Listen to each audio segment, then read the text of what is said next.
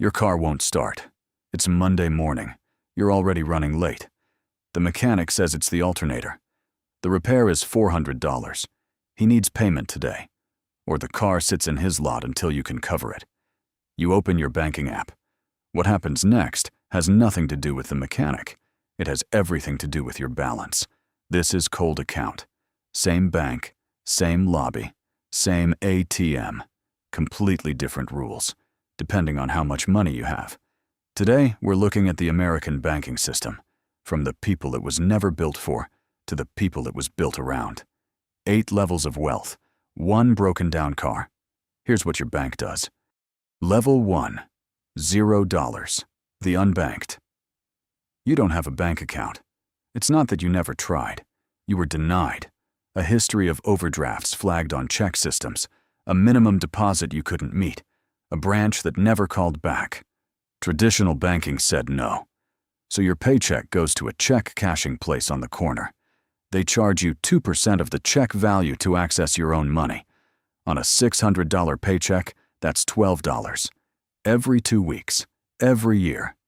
For the $400, you have 2 options. A payday loan, you borrow $400 and agree to pay back $460 in 2 weeks when your next check clears. That's a 15% fee for a 14-day loan, the equivalent of nearly 400% annual interest. It is completely legal. You feel the weight of it. You sign anyway. There is no other option. Approximately 5.6 million American households are unbanked, according to the FDIC. They are not outside the financial system. They are inside it, paying a premium to participate in it. The system calls this financial services. You have no credit history, no leverage, no alternatives. You pay. Level 2, $1,000 to $8,000. The overdraft tier. You have a checking account at a national bank. You opened it 2 years ago. You need it for direct deposit and online bills. Your balance right now is $312. You need $400. You check your savings. You have $88. Total liquid assets, $400. Exactly. You transfer everything. You pay the mechanic. Your balance, $0.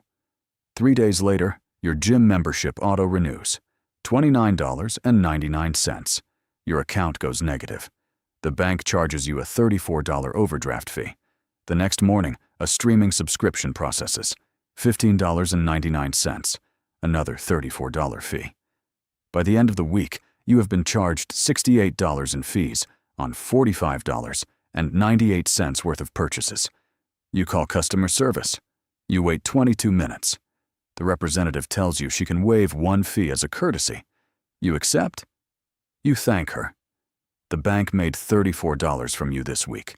Your account balance is negative, $79.98. You are being charged to have a bank account with no money in it. Here is what made it worse. Those 2 charges didn't process in the order you made them. The bank reordered your transactions, largest to smallest, which maximized the number of overdraft events on a single day. This practice was documented. Banks were sued over it. Some paid settlements totaling hundreds of millions of dollars. And then, in many cases, they restructured the policy slightly and continued. This is not a malfunction. According to CFPB data, overdraft and NSF fees generated $5.83 billion in reported bank revenue in 2023. The fee structure is a product line. You are the product. Level 3, $8,000 to $25,000. The threshold manager. You have $1,940 in checking and $9,400 in savings. The $400 repair is painful but manageable.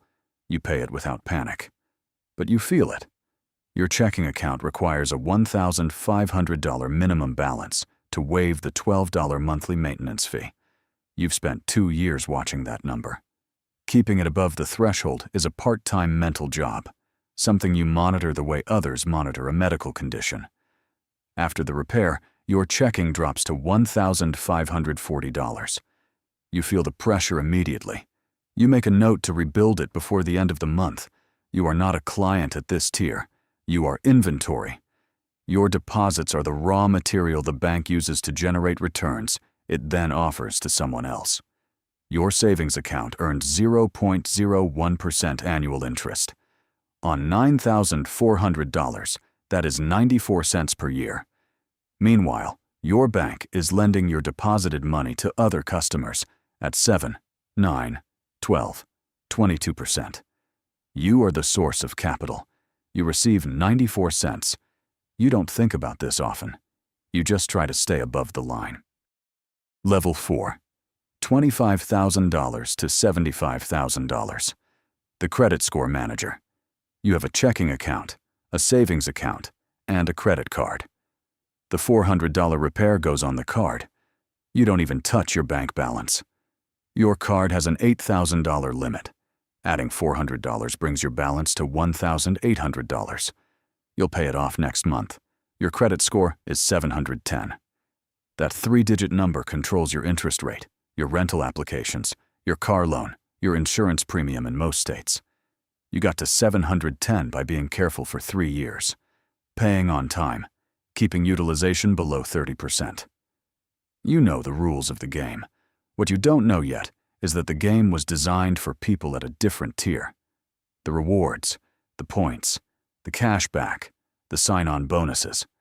Those products were built for people who never carry a balance, people who use credit as a convenience tool, not a survival tool. You're using it correctly, and you're still paying slightly higher rates than the people above you. A few basis points here, a slightly lower credit line there. The system rewards the people who need credit least with the best credit terms. You're beginning to see the shape of it. The car is repaired. But the repair has become debt. Level 5. $75,000 to $250,000. The optimizer. You don't feel the $400 at all. You have a high-yield savings account earning 4.5%, not at your main bank, which still offers 0.01%, but at an online bank you moved to after reading about it 2 years ago. That account has $18,000 in it. It earns about $67 per month in interest. The repair is a line item. You log it as an auto expense. Your credit score is 780. You receive regular offers for premium cards. You carry an Amex that gives you 3 times points on dining and travel. The annual fee is $250. You recoup it easily through perks. Something has shifted. You're not sure when it happened. The bank is warmer now. The teller remembers you. A banker called once about a new product. You are now valuable to the bank, not as a fee source, but as a deposit source. The relationship has changed. The bank is no longer something you use. The bank is trying to impress you. This doesn't happen because you asked for it. It happens because your balance crossed a threshold the bank has set internally, a number you were never told about. The car is repaired, and the money is barely noticed. Level 6. $250,000 to $1 million. The private client. You don't go to a branch. Your private banker's name is in your phone. You text him. He handles it.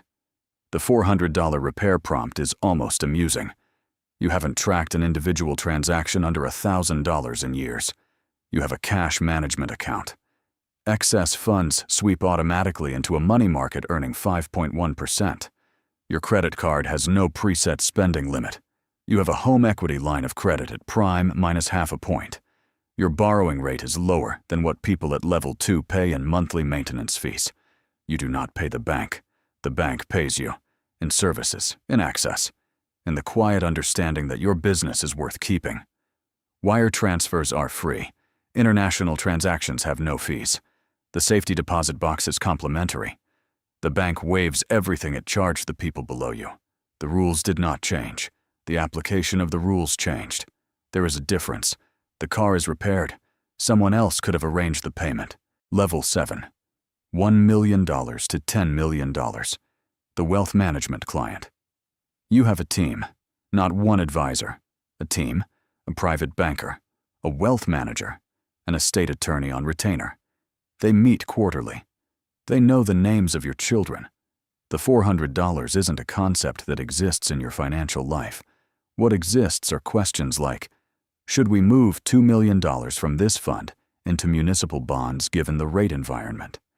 Your team has a recommendation ready before you finish the sentence. Your cash is never idle.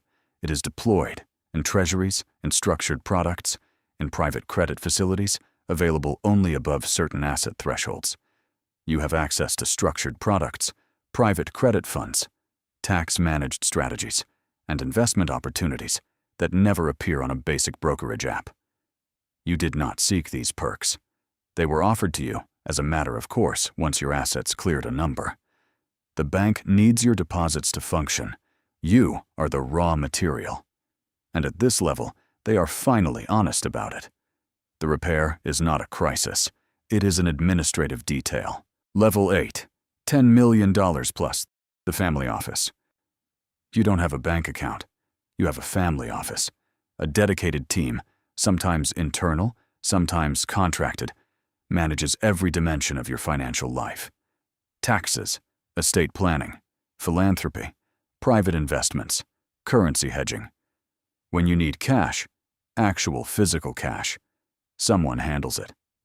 The concept of an overdraft fee, a minimum balance, a monthly maintenance charge, these are things that exist in a different country from the one you live in.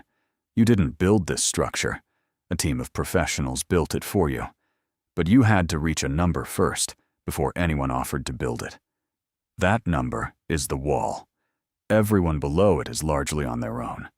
The broken car never reaches you. Someone handles it before it becomes a problem. At $0, the system charges you to exist outside it. At $1,000, it charges you to exist inside it. At $8,000, it punishes you for running out. At $25,000, it makes you maintain a threshold just to avoid a fee. At $75,000, it takes your deposits and lends them to others at 20 times the rate it pays you. At $250,000, the fees stop. At $1 million, the service begins. At $10 million, the institution restructures itself around you. Same bank. Same FDIC sticker on the door. Same lobby. Completely different experience. Here is what the banking system has never told you directly. The less money you have, the more expensive it is to use a bank. The people who can least afford fees are charged the most fees. The people who need interest on their savings the most receive the least interest. The people who would benefit most from financial advice are never offered financial advice. The system is not broken. It is functioning exactly as designed. It was designed around the customers who needed it least.